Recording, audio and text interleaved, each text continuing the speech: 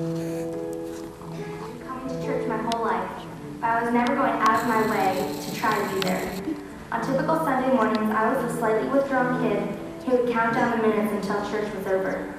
However, there were several times at home where I would try to read the Bible, but only to say that I did it. I had viewed God as a questionable figure and only prayed when I was in need of something. Usually I answered the prayer for myself with the answer that I chose. I started enjoying services when I entered Breakaway, and later attended my first week in 180. At that time, I thought everything was fine, even my spiritual relationship with God. Even though I only knew about 2 verses, and I didn't understand that I was able to have a very personal relationship with Him, and I hardly ever read the Bible. Jesus came into my life several months later during the 2012 Reality Week. We were given the opportunity to step across the line of faith, and I felt that I didn't want to live a questionable life anymore, unsure where I was headed. That night was the first night I felt His presence within me and knew that He wanted to use me. This was real. I wanted to be on fire for God and start living a life that honored Him. Since then, I've grown closer to God by reading the whole Bible cover to cover in 1 year, 1 month, and 2 days. And now I am currently reading a chronological Bible, which I read every morning on my way to school. I've participated in 2 LG small groups. I pray every night and sometimes during the day. And I have also raised enough money to go on a short-term missions trip in 2015. I have also learned that I can never stop learning more about God and His Son Jesus, and that reading the Bible is the easiest way to do so. I want to be baptized today to formally accept the plan God has for my life, and to help me remember the decision that I made in handing my life over to Christ. I also want to thank Ashley Bowman, Ann Ray Keel, and Katie Hanna, who have supported me in my journey and have been such amazing mentors and role models since and before my decision to follow Jesus.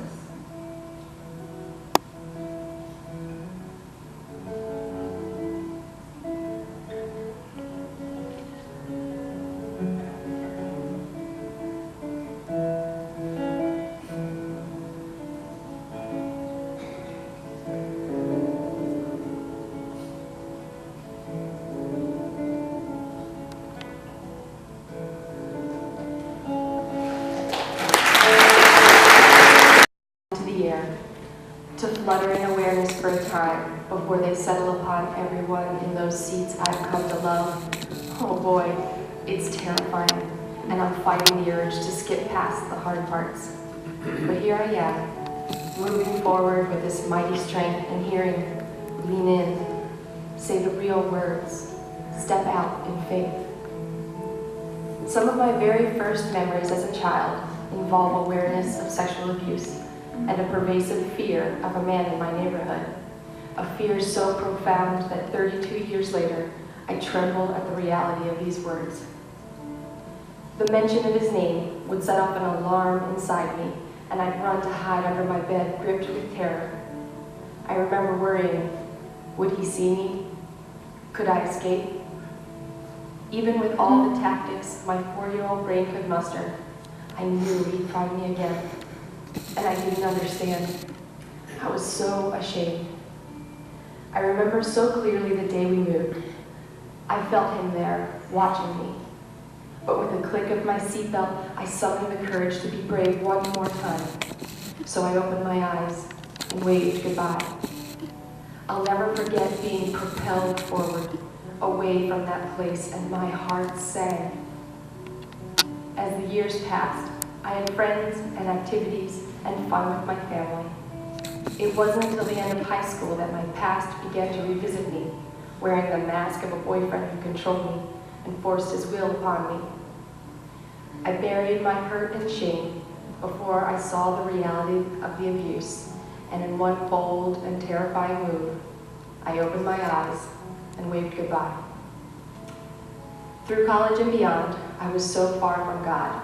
My parents tried. They were good and kind and faith-filled, but God was my last resort.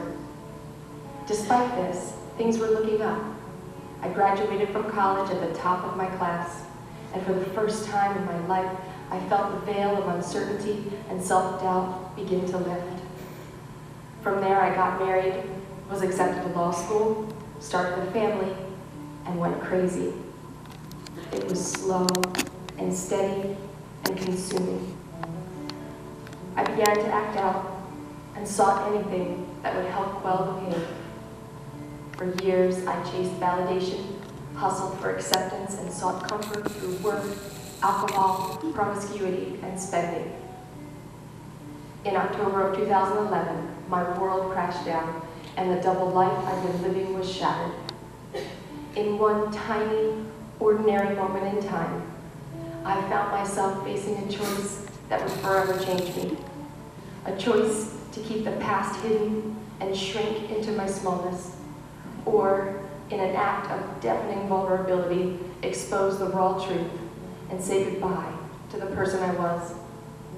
The risk was high, and the reaction would be catastrophic. But in that little moment, when I could have shrunk, I grew. And so I've arrived at this most precious place today, a place where, as I speak these words, I feel Jesus turning my sad story into a song.